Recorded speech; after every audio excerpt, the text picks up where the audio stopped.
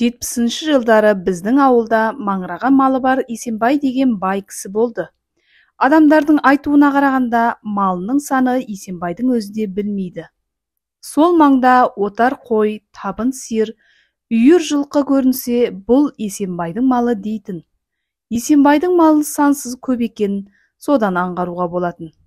Соған қарағанда, ол маңда Есенбайдың малынан басқа мал жүрмесе керек. Білетіндер, ауылдағы қалған адамдардың бүкіл малын қосқанда Есенбайдың малының 1/10 жетпейді деуші еді. Сол Есенбайдың байлығы аузын ашқанда бірден көруге болатын. Есенбай аузын ашқанда 32 алтын тісі жарқырап көрінетін. Сол кезде алтын тіс мода болатын. Соны көрсеткісі келе ме, болмашы нәрсеге аузын айқара ашып, ақылдап күле беретін. Есенбайдың анасы мен әйелі де алтыннан құр емес еді. Білегі мен саусағындағы алтыннан қоса, олардың бар тісі де алтынмен апталған болатын. Алтын бар жерге жылан үйір демеуші ме еді. Бірақ Есенбайдың үйіне адамдар үйір болатын. Есенбайдың үйінің шаруасына көмектесу үшін баратын жағымпаз адамдар көп еді. Кейбірі үйге шақырса бармайтын, ауылдың ана шетінде тұратын молдада, ауылдың мына шетінде тұратын Есенбайдың үйіне күніне бір рет бас сұғып, ата-бабасына Құран бағыштап кететін. Сондықтан құрдастары оны Есенбайдың жеке молдасы деп келемеждейтін. Тіпті Есенбайдың көкпарға салатын атын баптауға таласатындар да көп тұғын.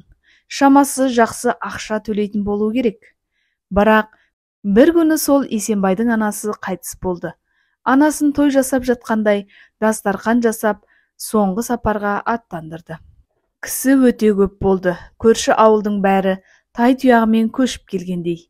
Ертеңінде Есенбай анасын ауыл маңындағы мазартқа апарып жерледі.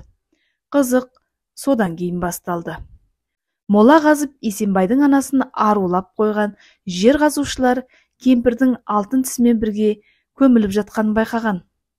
Алтын көрсе періште жолдан таяды демекші. Алтынды көрген жер қазушылар ойы бұзылады. Жерлеуден соң өзара ақылдасқан жер қазушылар түнде барып моланы ашып, кемпірдің алтын тістерін алмақ болып уағдаласады. Келіскендей олар түн қараңғысы түскенде мазартқа барады. Моланы қазып, кемпірдің денесін сыртқа шығарады. Өлген адамның жағы семіп қалуы тиіс. Алайда кемпірдің аузы оп-оңай ашыла кетеді.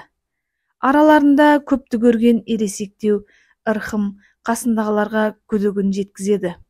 Алайда алтынның буына еліккен қалған екеуі тістеуік пен алтын тісті жұла кіріседі. Тістеуік пен тісті тартқан кезде кемпір ыңыраланады. Мұндайды күтпеген үшеудің зәресі кетеді. Сәлден соң өз құлақтарына сенбеген олар кемпірдің мүрдесіне жақындап, беттеріне өңіліп тыңдайды. Сол сәтте кемпір күрсінеді. Алтын тіс сатып баймақ болған үшеуі бір-біріне қарайлаймай қаша жөнеледі. Олар ауыл шетіне келіп ес жинайды. Содан соң бұл жайлы ешкімге тіс жармауға келісіп, үйіне тарқасады. Арада біраз уақыт өткенде кемпір есін жияды. Жан-жағына қарап қайда жатқанын білген соң мән жайды ұғады. Бірден үйге барсам, балаларым қорқып қалар деп ойлап, ақ үйреттік ақ матаны үстіне орап, ауыл шетінде тұратын молданың үйіне келеді. Үйдің қасына келіп, қорған сыртынан молданың атын атап шақырады. Қорған сыртына шыққанда, кеше ғана өзі жаназасын шығарған Есенбайдың анасын көріп, молда есінен айырыла жаздайды. Кет, кет деп судыратып Құран аяттарын оқи бастайды.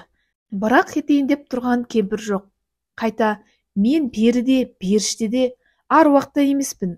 Өзің күнде көріп жүрген Есенбайдың анасы Қалима апаңмын, есіңді жи, дейді. Көріп тұрғаны аруақ емес екеніне көзі жеткен молда біраздан соң өзіне келеді. Кемпір есін жиғанда мола басына жатқанын, бірақ моладан қалай шыққанын білмейтінін айтады. Содан соң үйіне ертіп барып, алдымен болған жайды Есенбаймен келініне түсіндіріп, содан соң өзін үйге ертіп келуін өтінді. Түн ортасында үйіне келген молланы Есенбай ұнатпай, есік алдына суық қарсы алады. Молда, тығыз шаруа бар еді, үйге кіріп әңгімелесейік дейді. Үйге кірген соң қарызға ақша сұрап келген болар деген Есенбай молдаға жүзін теріс салып қарап отырады. Молда әңгімені неден бастарын білмейді. Сәл үнсіздіктен кейін анаң тірі деп дөк еткізеді. Есенбай мынаның есі ауысқан ба дегендей молдаға бажырая қарап, иә, анаң есік алдында отыр дейді молда. Есенбай, түсіндіріп айтсаңшы, не деп кеттің деп молдаға шүйірленеді. Молда Есенбайды сабаға шақырып, болған жайды айтады. Есік алдына шыққан Есенбай мен анасы жылап көрседі. Жылаған дауысты естіп далаға шыққан келіні де оларға қосылады. Ертеңде Есенбайдың анасы тіріліп келіпті деген сөз ауылға тез-ақ тарап кетеді. Есенбай мал сойып, сол күні түсте бүкіл ауылды жинап ас береді. Арада 2 жыл өткен соң Есенбайдың анасы шынымен де қайтыс болды. Бұл жағдайды әркім әртүрлі жорды. Біреулер Есенбай малды арамдықпен жиған, соған Құдайдың көрсеткені десе, енді бірі Алланың құдіреті деді. Бүгінде ойласам, Есенбайдың анасы летаргиялық ұйқыда немесе клиникалық өлім күйінде болған-ау шамасы. Авторы Ержан Досметов.